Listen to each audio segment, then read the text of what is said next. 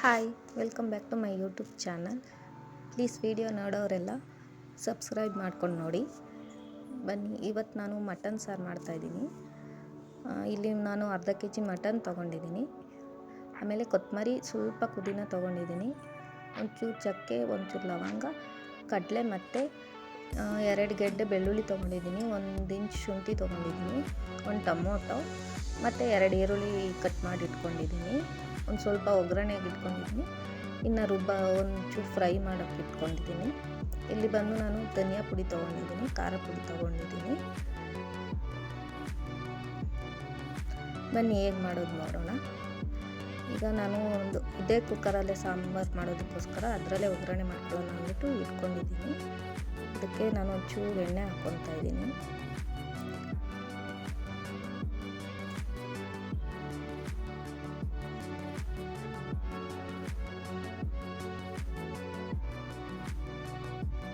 ಒಂಚೂರು ಎಣ್ಣೆ ಹಾಕ್ಕೊಂಡು ಬೆಳ್ಳುಳ್ಳಿ, ಶುಂಠಿ ಮತ್ತು ಈರುಳ್ಳಿ ಆ್ಯಡ್ ಮಾಡಿಕೊಂಡು ಒಂಚೂರು ಫ್ರೈ ಮಾಡ್ಕೊಬೇಕು.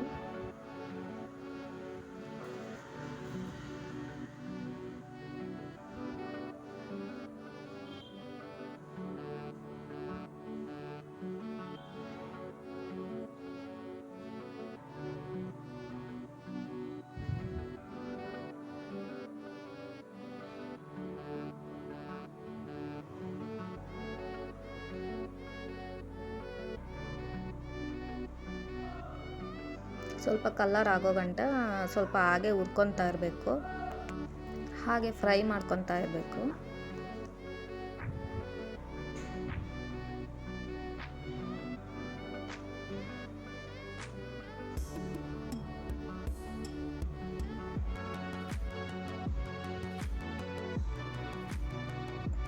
ಅದೊಂಚೂರು ಫ್ರೈ ಆದಮೇಲೆ ನೋಡಿ, ಇಲ್ಲಿ ನಾನು ಚಕ್ಕೆ, ಲವಂಗ ಮತ್ತು ಒಂಚೂರು ಕಡಲೆ ತೊಗೊಂಡಿದ್ದೀನಿ. ಒಂಚೂರು ಸಾಸಿವೆ ಅಲ್ಲ, ಗಸಗಸೆ ಆ್ಯಡ್ ಮಾಡ್ಕೊಳ್ಳಿ. ಅದನ್ನು ಹಾಗೆ ಫ್ರೈ ಮಾಡಿಕೊಂಡು ಇಲ್ಲಿ 1 ಟೊಮೊಟೊನ ಚಿಕ್ಕದು ಮೀಡಿಯಮ್ ಸೈಜಲ್ಲಿರೋ 1 ಟೊಮೊಟೊ ತೊಗೊಂಡಿದ್ದೀನಿ. ಅದನ್ನ ಅರ್ಧಕ್ಕೆ ಕಟ್ ಮಾಡಿಕೊಂಡು ಹಾಗೆ ಫ್ರೈ ಮಾಡ್ಕೊತಾ ಇದ್ದೀನಿ.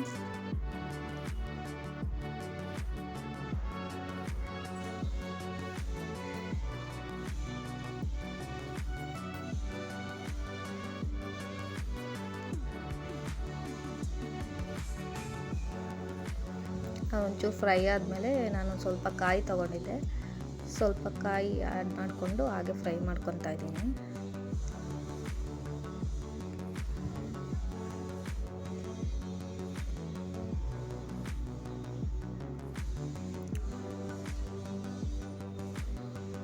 ಒಂಚೂರು ಸ್ವಲ್ಪ ಫ್ರೈ ಆದಮೇಲೆ ಈಗ ನಾನು ಮಿಕ್ಸಿ ಜಾರ್ಗೆ ಸ್ವಲ್ಪ ಕೊತ್ತಂಬರಿ, ಸ್ವಲ್ಪ ಪುದೀನ ತೊಗೊಂಡಿದ್ನಲ್ಲ, ಅದನ್ನ ಹಾಕ್ಕೊಂಡು ಫ್ರೈ ಮಾಡಿರ್ತೀವಲ್ಲ ಅದನ್ನು ಹಾಕ್ಕೊಂಡು ನುಣ್ಣಗೆ ರುಬ್ಕೊಬೇಕು. ಒಂದು ಸ್ವಲ್ಪ ತತ್ತರಿಯಾಗಿ ರುಬ್ಬಿದಾಗಲೇ ಒಂಚೂರು ಖಾರ ಪುಡಿ ಮತ್ತು ಧನಿಯಾ ಪುಡಿ ಹಾಕ್ಕೊಂಡು ಮತ್ತೊಂದು ಸಲ ರುಬ್ಕೊಂಡು ನೋಡಿ, ಧನಿಯಾ ಪುಡಿ ಮತ್ತು ಖಾರ ಪುಡಿ ಹಾಕ್ಕೊಂಡಿದ್ದೀನಿ. ನೋಡಿ, ನಾನಿಲ್ಲಿ 1 ಸ್ಪೂನ್ ಧನಿಯಾ ಪುಡಿ ಮತ್ತು ಒಂದು ಅರ್ಧ ಸ್ಪೂನು ಖಾರ ಪುಡಿ ತೊಗೊಂಡಿದ್ದೀನಿ. ಇಲ್ಲಿ ಅರ್ಧ kgಗೆ ಅಷ್ಟೇ ಮಾಡ್ಕೊತಾ ಇದ್ದೀನಲ್ವ, ನೀವು ಎಷ್ಟು ತೊಗೊಳ್ತೀರೋ ಅದ್ರ ಮೇಲೆ ಕ್ವಾಂಟಿಟಿ ಜಾಸ್ತಿ ಮಾಡ್ಕೊಬೋದು. ನೋಡಿ, ರುಬ್ಬಾಗಿದೆ. ಈಗ ನೆಕ್ಸ್ಟು ಒಗ್ಗರಣೆ ಮಾಡ್ಕೊತಾ ಇದ್ದೀನಿ. ಒಂಚೂರು ಎಣ್ಣೆ ಹಾಕ್ಕೊಂಡು ಈರುಳ್ಳಿ ಹಾಕ್ಕೊಂಡು ಫ್ರೈ ಮಾಡಿಕೊಂಡು ಒಂಚೂರು ಶುಂಠಿ ಬೆಳ್ಳುಳ್ಳಿ ಪೇಸ್ಟ್ ಮಾಡಿ ಇಟ್ಕೊಂಡಿದ್ದೆ, ಅದನ್ನು ಹಾಕಿ ಫ್ರೈ ಮಾಡ್ಕೊತಾ ಇದ್ದೀನಿ. ನೋಡಿ, ಅದಾಗೆ ಒಂದು ಸಲ ಫ್ರೈ ಮಾಡಿಕೊಂಡು ನೆಕ್ಸ್ಟು ಮಟನ್ ಹಾಕ್ಕೊಂಡ್ಬಿಟ್ಟು ಅದನ್ನೊಂದು ಸಲ ಫ್ರೈ ಮಾಡ್ಕೊಬೇಕು ಚೆನ್ನಾಗಿ. ಇದು ಎಲ್ಲ ಚೆನ್ನಾಗಿ ತೊಳೆದು ಮುಂಚೆಲೇ ತೊಳೆದೆ ಅದು ನೀರೆಲ್ಲ ಸೋರಿಸಿಟ್ಟಿದ್ವಿ. ನೋಡಿ, ಅದು ಮಟನ್ ಹಾಕ್ಕೊಂಡ್ಮೇಲೆ ಒಂಚೂರು ಉಪ್ಪು ಹಾಕ್ಕೊಂಡು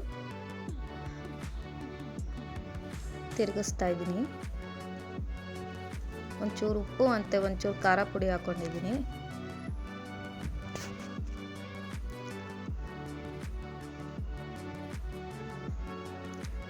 ಅದು ನೀರೆಲ್ಲ ಚೆನ್ನಾಗಿ ಇದು ಮಾಡಿರೋದಕ್ಕೆ ಅದು ಜಾಸ್ತಿ ನೀರೇನು ಬಿಟ್ಕೊತಾ ಇಲ್ಲ, ಹಾಗೆ ಡ್ರೈ ಆಗಿಬಿಟ್ಟಿದೆ. ಈಗ ನೆಕ್ಸ್ಟು ನಾನು ಮತ್ತೆ ರುಬ್ಬಿರ್ತೀವಲ್ಲ ಅದನ್ನು ಆ್ಯಡ್ ಮಾಡಿಕೊಂಡು ಒಂದು ಸಲ ಚೆನ್ನಾಗಿ ಮಿಕ್ಸ್ ಮಾಡಿ, ಮತ್ತು ನಾನು ಮಿಕ್ಸಿ ರುಬ್ಬಿದ್ನಲ್ಲ ಅದನ್ನೆಲ್ಲ ಚೆನ್ನಾಗಿ ಇದು ಮಾಡಿಕೊಂಡು ನೀರು ಹಾಕ್ಬಿಟ್ಟು ತಿರ್ಗಾ ನೀರು ಹಾಕ್ಕೊಂಡಿದ್ದೀನಿ.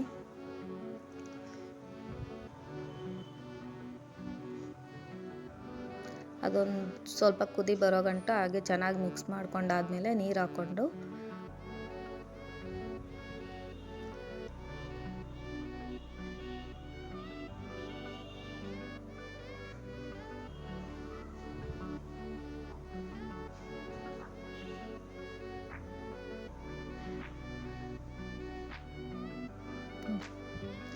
ನೀರು ಎಷ್ಟು ಬೇಕೋ ಅಷ್ಟು, ನೀವು ಸಾಂಬಾರು ಗಟ್ಟಿಗೆ ಬೇಕಂದರೆ ಗಟ್ಟಿಗೆ, ಸ್ವಲ್ಪ ತೆಳ್ಳಗೆ ಬೇಕಾದರೆ ತೆಳ್ಳಗೆ ಮಾಡ್ಕೊಬೋದು.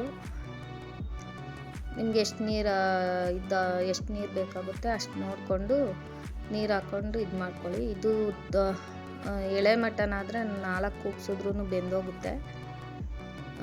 ಒಂದೊಂದು ಜಾಸ್ತಿ ಬೇಯಿಸ್ಬೇಕಾಗುತ್ತೆ. ನೋಡಿ ಕೂಗಿಸ್ಕೊಂಡು ಇದು ನೋಡಿ ಮಾಡ್ತಿದ್ದೆ. ಅದಾದಮೇಲೆ ಮುಚ್ಕೊಬೇಕಷ್ಟೆ.